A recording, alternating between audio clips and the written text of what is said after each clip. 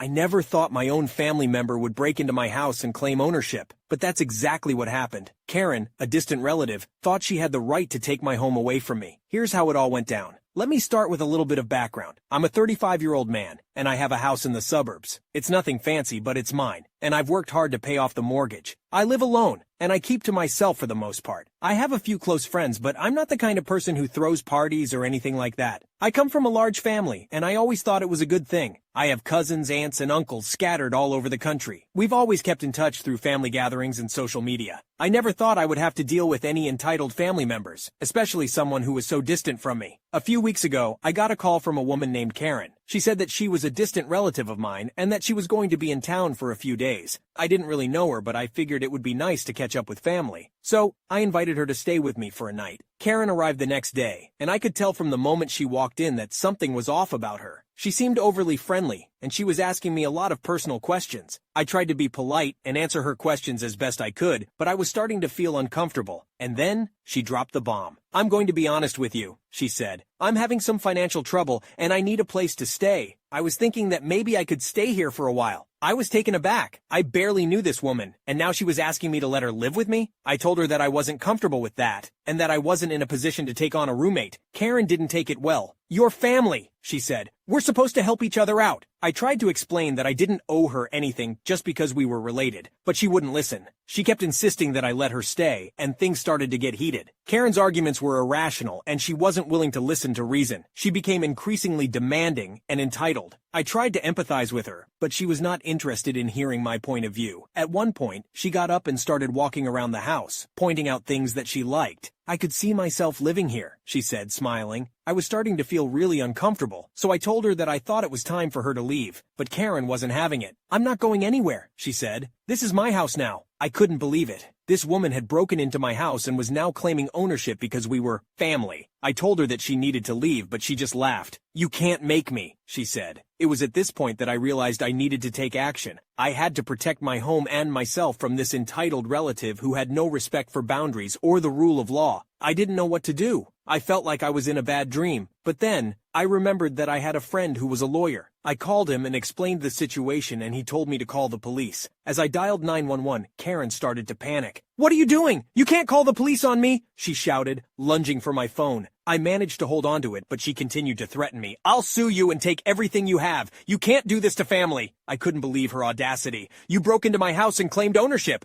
I have every right to call the police," I said, trying to keep my voice steady. Karen looked around the room as if searching for something to use against me. "This isn't fair. We're family. You should be helping me, not calling the cops." I shook my head in disbelief. "Family doesn't give you the right to break into someone's home and claim it as your own. You're lucky I don't press charges for breaking and entering." As I waited for the police to arrive, Karen continued to plead with me. "Please, I just need a place to stay. I'll leave as soon as I get back on my feet." But her words held no weight with me. "You should have asked for help, not tried to take advantage of me. I'm done with this conversation. The police are on their way." Finally, the police arrived and took Karen away in handcuffs. I was able to get a restraining order against her, but the whole experience left me shaken. I never thought I would have to protect my own home from a family member. In the end, the incident taught me a valuable lesson about setting boundaries and not letting entitled family members take advantage of me. It's a hard lesson to learn, but I know I'll be better off for it in the long run. It was a scary experience, and it's not over yet. I have to go to court to press charges against her, and I'm not sure what the outcome will be. I know I said I wouldn't, but I might as well.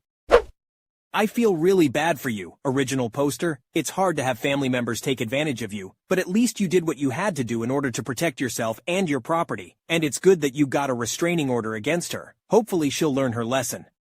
Am I the jerk for leaving a vacation I planned for my girlfriend after her friends came along? My girlfriend, Sarah, 29, and I, male, 28, have been dating for 5 years, and I wanted to go on a vacation with her to celebrate. I planned the trip for several months. Of course, I shared my plans with her, and decided on skiing/snowboarding/other winter activities in Colorado. The activities seemed perfect, and I was looking forward to this for months because I wanted to propose to her at the end of the trip. 5 days before the trip, Sarah dropped the ball on me that she invited 2 of her friends to meet her there. I was upset because I wanted to spend one-on-one time with Sarah for our anniversary. I feel like it was plain and clear that this was a trip for just us. Even though I expressed my concerns, Sarah insisted that her friends already made plans to come and won't back out. I decided to accept this because there was no way for me to force her friends to not come. I wish I fought more on this. I figured we could make some changes to our plans, and I would still be able to propose to her privately. Sarah essentially blew me off for her friends, and we didn't get any private time. After 3 days of being in second place, I decided to leave the trip and head home. I told Sarah why I was leaving, and she was upset. She told her friends about my decision, and I was ganged up on.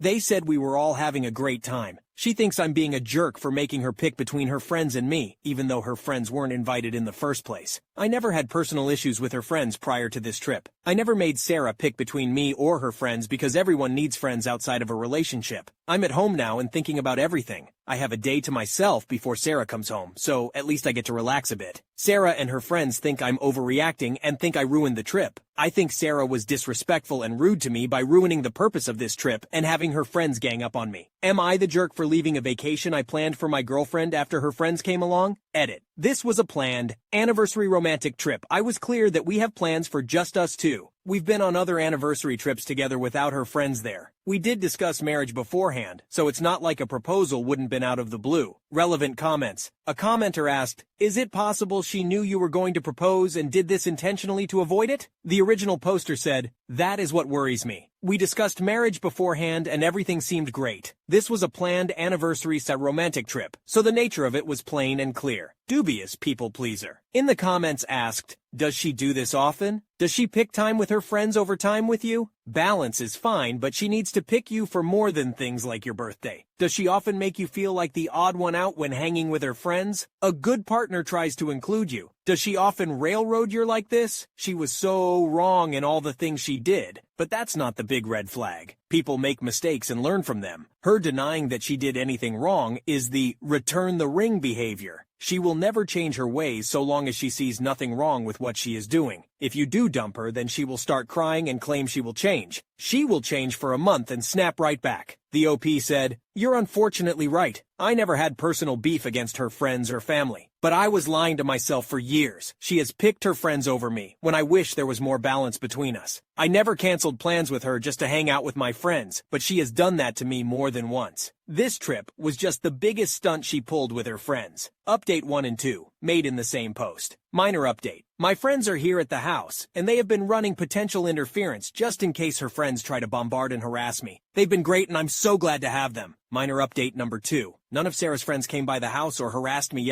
last night, which is good. Sarah hasn't come home yet. I figured out what I want to say and have it written out. Update 3. From the bottom of my heart, thank you to everyone who sent me kind words and encouraging private messages. I decided that I wanted to end this entire relationship. I packed my important belongings, passport, clothes, and arranged with my best friend to crash at his apartment until I can find my own. Usually when small issues happen in a relationship, it ties into a bigger issue of that relationship. The main reason why I decided to break up is because I realized that her friends will always be closer to her than me. Sarah has favored her friends over me and blown off some of our plans for her friends more than once. I was lying to myself for years because I didn't want to face reality yet. I had hoped she would change, but this trip really opened my eyes that I will always be in third place to her. I expressed my feelings multiple times, and Sarah promised she would change, and she didn't. Sarah came home late yesterday. I said I have a lot to get off my chest, and I want to get through my notes before she talks or tries to interrupt me. The first question I asked Sarah was how she thought the trip went. She said we all had fun, and it was memorable. I shouldn't have to feel like the third wheel in my own relationship, especially on a trip that I planned. My next question was, why did you invite your friends in the first place? You knew this was an anniversary trip for US. She talked about the trip with her friends since the beginning, and they never been to Colorado. She thought it would be a good idea to allow them to come just so they can have fun in Colorado with us.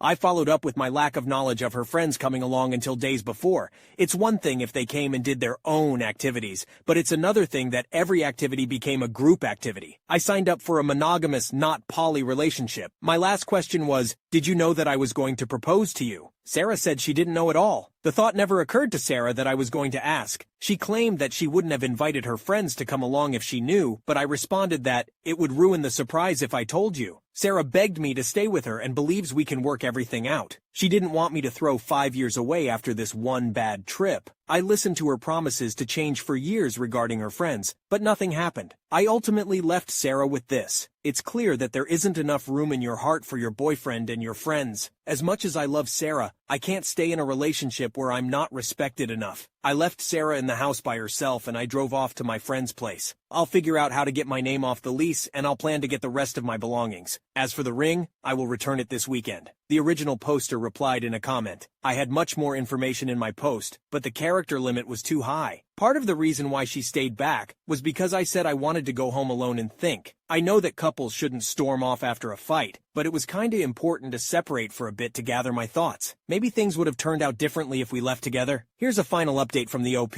I got my stuff this past weekend from my house. I'm glad I didn't have much stuff or more heavy items. Sarah and I talked a lot about our relationship and what happened during the trip. Sarah said she's going to see a therapist and wanted to become a better GF in the future. I'm not opposed to getting back together years down the road, but I have zero intentions of being those people that are constantly on and off. If life does bring us back together, then so be it. I didn't make any promises to Sarah about a possibility of getting back together because Sarah should change for herself and not me. Okay, so get this. In the first little update, he was all like, yo, I had all my homies over to run interference because I was freaking out that Sarah's squad was gonna roll up on me and start causing a ruckus. I mean, seriously, that's insane, right? No matter how bad things got between me and Bay, you'd never catch me letting my crew come over and jump them. Like, come on now. This is the story of the time I messed up by getting tested to donate a kidney to my wife. I decided to get tested to see if I could donate my kidney to my wife of 6 years. We have 2 kids together, 4F2 Almer. My wife got sick just after our son was born and now is in need of a kidney transplant. We checked with her relatives and none were a match or a viable donor. Last week I got tested. I knew it would be a long shot, so I decided to get tested to see if I could donate. I got a call the other day saying that I was a match. The doctor then said something about wanting to do additional testing due to some information from the HLA tissue test results. I didn't think much of it and agreed. Then the results came in, and I was shocked and confused. He explained that because of how DNA information is passed down through generations, a parent to a child could have at least a 50% match. Siblings could have a 0-100% match. It was rare to have a high match as husband and wife. I asked, what does that mean? The doctor told me that my wife and I have an abnormally high match percentage. I was shocked and confused when he explained that it was because we are related. Yes, you read that right. My wife and I are related. I was put up for adoption before I was even born and placed into a family that moved across the country. My adoptive parents never told me anything about my biological family and I had no information to go on. I knew I was adopted, but that was it. I met my wife by chance 8 years ago. I was on a trip from work and she was working at the site I went to. We worked together for a week. We exchanged numbers, kept in touch. I was sent back there 3 more times that year, and each time we became closer. I was given the opportunity to be transferred out there in a new, higher-paying position in a different department as hers. The rest is history. I don't know what to do moving forward, but I know it may be wrong. She is my wife and the mother of our kids. This post is probably going to get removed, but it is all true. TLDR. Wife of 6 years needs a kidney. I got tested and we have an abnormally high match percentage for being husband and wife. Edit. All of my family is from my adopted parents. My parents adopted me 2 minutes after I was born. Their name is on my birth certificate. They have not told me anything about my biological parents and don't have any info. Her family is not a match, as stated above. Most of her family has low match potential or can't donate due to medical or other reasons. I am 2 years older than my wife. I do know that my wife was born when her parents were late teens. Update 2 weeks later. This is an update. The original was posted about 2 weeks ago. Yes, I know I misspelled across. Yes, I do have bad grammar and spelling. Yes, I am stressed and freaking out. Yes, I can play the banjo. No, there was no genetic test when we got married. Our state stopped that in the 1990s. No, my wife has never been stuck in the dryer, but she once got stuck under the bed. Joke. The reason I did not go into much detail is to try not to be so specific that I or my wife might be recognized. Well, the front page of this website didn't help with that. Thank you all for your comments and feedback. I didn't respond to them, but I did read all of them. The reason her family couldn't donate was that close relatives had some medical issues that prevent them from donating. Examples: high blood pressure, diabetes, cancer, heavy drinkers, and more. The further out we tested, the less % of a match. I wanted to be tested because we needed to find someone. The doctor said it would be unlikely but wouldn't hurt to try. I was freaking out after I got the news and had to get outside advice. When the doc said that the percentage was abnormally high and that we might be related, I kind of zoned out and started to piece things together in my mind. My parents live 1,000 miles away. They met my in-laws a few times, once at my wedding and when both my children were born. My children are fine. My daughter is incredibly smart for her age. My son is a handful and healthy. The way my adoption worked was when my bio mom gave birth to me, I was checked out and put in a different room. I was there, but don't know how it officially worked. From what my parents explained, they were in that room waiting. They never met my bio mom in person. My bio mom only had a profile and picked them out of many candidates. I called my parents and told them that I needed to know everything they knew about my bio mom. They told me that they had limited knowledge. They said she was a single mom that was 16 years old. The father was not in the picture. Also, I was born in a hospital 1 hour from where my wife was born. Like I said, limited knowledge. Growing up, I didn't want to find out about my bio parents. To me, my parents were always my parents. I knew I was adopted and that it was a closed adoption. I figured it wouldn't matter long term. I'm not going to do an additional at-home DNA test through any of the traditional testing sites like 23 or Ancestry due to personal reasons, like the possibility of the family finding out. The doc said all of this to only me, not with my wife present. Some of the additional tests were done through the doctor, which was the Senny Morgan CM test. I'm not an expert on DNA testing. They said it was like a 1900 plus CM match. This basically confirms one of my bio parents is one of hers. It can also mean first cousins or aunt-uncle. I'm guessing her dad. When my kids were born, my parents brought photos of me as a baby and commented that I and my son looked a lot like my wife's dad. My son was easily explainable, but all three of us are a different story. I'm not going to bring this up ever. I might look at my father-in-law differently, but nothing will hopefully change. I hope none of the family goes on Reddit and connects the dots. I am donating my kidney to my wife. We have started the full process. That takes time and a lot of preparation. I plan on talking to my wife after the surgery and after recovery. We will decide what to do with our kids, if we are going to get them tested or ever tell them. I will not be leaving my wife. I love and will always be there for her. I made vows and I will keep them. I love her more than I would a half-sister. TLDR, I'm donating my kidney to my wife who is most possibly my paternal half-sister. ETA, I do plan on telling her after the surgery. She is not doing well and I think this will be even harder for her. I would rather her know that I love her as a husband, rather than flip her world upside down right before life-changing and dangerous surgery. If something were to happen, telling our kids is not a decision I'm going to make on my own. It will be a joint thing after my wife knows. Whoa, this is one tough pickle. Personally, I would never do something with my family members. I'm trying to be funny. Sorry. It sucks that the dude is either half-siblings or first cousins with his wife, and he can't spill the beans yet, because she's in dire need of a kidney. Obviously, dropping that bomb right now would be super bad for her health. It's totally normal to feel kinda weird about the father-in-law relationship down the line, and you can't help but wonder if the kids will ever find out. Despite this whole mess, it's important to handle it with confidence and strength.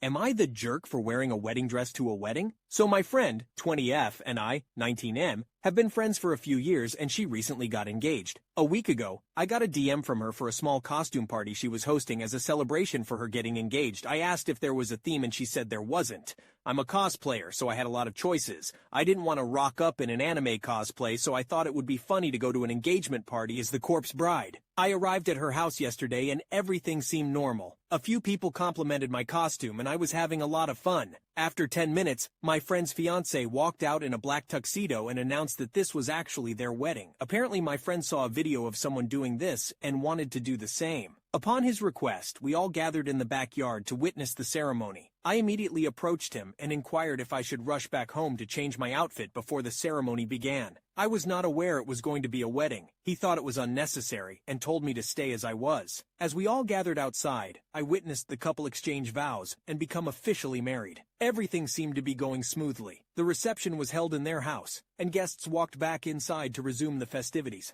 Although I tried to approach my friend and join in the celebration, she seemed to be avoiding me and making excuses not to talk to me. It was strange, since we had been best friends for years and had shared so many memories together. I wondered if I had done something to upset her, or if there was something else going on in her life that I didn't know about. As I stood there feeling disappointed and confused, I noticed some other guests laughing and chatting nearby. I decided to join in and started mingling with them. I congratulated the newlyweds on their union, wishing them a lifetime of happiness together. They thanked me, and we started talking about their honeymoon plans. Despite my efforts to enjoy the party, I couldn't help but feel a bit hurt by my friend's behavior. I kept wondering what could have caused her to act this way towards me. maybe I should have tried harder to reach out to her, or maybe it was just a misunderstanding. Either way, I didn't want to let it ruin my evening, so I continued to socialize with the other guests and made the most of the celebration. I assumed it was just because she was tired from the big day and wanted some alone time. I didn't bother her after that, and the party soon ended. I got home and half an hour passed when my phone started getting notifications. I checked and it was my friend texting me. She was cussing me out and telling me how I ruined her wedding. I was really confused and asked what I did. That only made her more angry. She told me it was basic knowledge not to wear a wedding dress to a wedding. I reminded her I had no idea it was a wedding and that I asked her now husband if I should change, and he said it was fine. She didn't respond, but I got a text from her husband. He asked why I would tell her he said it was fine. I told him he said it was fine. Then he said how I should have changed anyways, and it's my fault that the two are now fighting over this. I've tried texting her that I was sorry, and if I had known, I wouldn't have done it. I woke up today and saw her and her husband have blocked me on everything. So, am I the jerk for not changing out of the wedding dress when I found out it was actually a wedding? Edit. I am a guy. I cosplayed the character Emily from The Corpse Bride and had blue paint all over. I'm also Australian and I've never heard a costume party meaning fancy. Everyone was dressed up in funny costumes. I honestly didn't think this would get as much attention as it did, and I've tried reading through all the comments, but damn, there were a lot. I do appreciate everyone's feedback. Also, I'm not sharing photos, sorry, just for privacy reasons. I'm sorry. Now the update. Since they blocked me on everything, I didn't try to reach out since it would be a waste of effort, but I didn't block them back. If they wanted to talk, I was fine with it. 2 days ago, I was unblocked by my friend. She asked if we could call and talk about what happened, and I agreed. She apologized for blowing up at me like she did, but also told me she was still upset. I was only made aware because of the comments, and now that wearing wedding attire to anything wedding related is common sense. All I knew was no white on the wedding day. Honestly, after people informed me, I felt awful and downright stupid. So I apologized back for not running it through her like I should have since I didn't know. I know lots of people were telling me to cut her off, but I've known her since I was 14, so I'm glad we can stay friends. Her husband, on the other hand, he had told her that he came up to me and asked me to change, and apparently I told him it didn't matter because I was already there, or something along those lines. She was crying a lot while telling me. After she blew up at me and I told her the real story, she got pissed at her husband. The husband suggested both of them block me so the fight would stop. She agreed to it but was still upset by it all. Eventually she started asking people who were at the wedding to see what happened. 3 people saw me walk up to him and heard me ask. This is where she learned her husband lied to her. Again, a huge fight between the two. Turns out he's hated me since I met them 5 years ago. They had already been dating for a year beforehand. I became good friends with her, but not him. He felt as though I was trying to take his girlfriend. I don't know what I did to make him feel this way. She's beautiful, but I'd never do that to anyone. I don't know why he'd wait 5 years, but he decided the day of his wedding was the best time to get rid of me. I'm not really sure what's going to happen to them in the future. She's staying at another friend's house until she and her husband are able to talk about it. I doubt I'll update anymore like, update, they're getting divorced, because that feels insensitive. Again, thanks to everyone for all the advice and points of view. It helped me so much. Have a good day or night. Edit. My friend is doing a lot better and plans to talk to her husband soon. I've also shown her my post since I felt like she had a right to know. While some comments made her quite upset, she knows she overreacted. My friend's emotions are always intense, but she tries her best to keep them under control. She's seen people talk about the red flags in her husband but isn't sure what to do. She told me she'll decide based on what he does when they talk about it. I'll support her no matter what she decides, even if he rubs me the wrong way, and I have my own opinion on what she would do. It's up to her. She's an amazing person, and I just want her to be happy. From what you've shared, it seems like OP isn't in the wrong for choosing a costume that they believed was appropriate for the party. They even checked with the groom if they should change and received a positive response. Unfortunately, the bride and groom's response was quite intense, and it was later revealed that the groom had other reasons for preventing OP from attending. This whole situation caused a fight between the couple, which was definitely not OP's fault. Oh, and hey, by the way, if you're digging today's vid, be sure to check out this other gem where some crazy lady Karen tries to steal my car for her kid. And don't forget to subscribe now, or you're definitely the jerk.